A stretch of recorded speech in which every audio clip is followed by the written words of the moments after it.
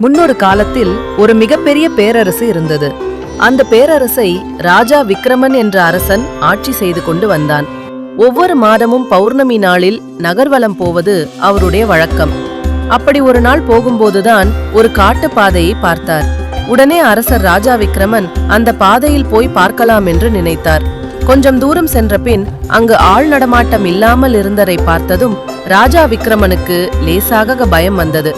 அப்போதுதான் அவருக்கு முன்னால் திடீரென வனதேவரை தோன்றினாள். வனதேவதையை பார்த்ததும் ராஜா விக்ரமன் பயபக்தியுடன் வணங்கினார். உடனே வனதேவதை, உனக்கு ஏதாவது வரம் வேண்டுமா என்று கேட்டாள். உடனே ராஜா விக்ரமன் கொஞ்சமும் யோசிக்காமல், நான் தொட்டதெல்லாம் தங்கமாக மாற வேண்டும் என்று ஒரு வரத்தை கேட்டார். அடுத்த நிமிஷமே, நீ கேட்ட வரம் உனக்கே சொந்தம் என்று சொல்லி வனதேவதை மறைந்து விட்டாள். தொட்டதெல்லாம் தங்கமாக மாறும் வரத்தை பெற்ற ராஜா விக்ரமன் அதை சோதித்து பார்க்க நினைத்தார். பக்கத்தில் இருந்த ஒரு கல்லை தொட்டார். அது உடனே தங்கமாக மாறியது. இதை கண்ட ராஜா விக்ரமன் மிகுந்த மகிழ்ச்சி அடைந்தார். அந்த தங்கக்கல்லை எடுத்துக்கொண்டு வேகமாக அரண்மனைக்கு ஓடினார். அரண்மனைக்கு வந்ததும் அவர் நினைத்த எல்லா பொருட்களையும் தங்கமாக மாற்ற ஆரம்பித்தார். பக்கத்தில் இருந்த பொம்மையை தொட்டார். அது தங்கமாக மாறியது. அவர் சாப்பிடும் தட்டையை தொட்டார். அது தங்கமாக மாறியது. அவர் படுக்கும் கட்டிலையும் தொட்டார். அதுவும் தங்கமாக மாறியது. சிறிது நேரத்திற்கு பிறகு அவருக்கு பசி எட்டியது. உடனே மேஜையில் இருந்த பழத்தை எடுத்து சாப்பிட முயன்றார்.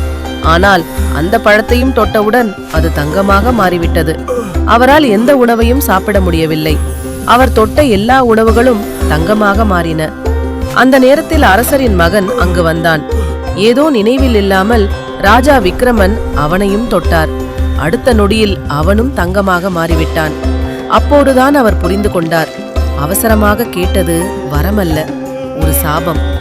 மீண்டும் காட்டுக்கு சென்ற ராஜா விக்ரமன், என் மகன் மட்டும் உயிருடன் திரும்பி வந்தால் போதும் என்று விரதமிருந்து வனதேவதையை நோக்கி தவம் செய்ய ஆரம்பித்தார். அவரின் உண்மையான மனதை கண்டு வனதேவதை மீண்டும் தோன்றி அவருடைய மகனை உயிருடன் திருப்பித் தந்தாள்.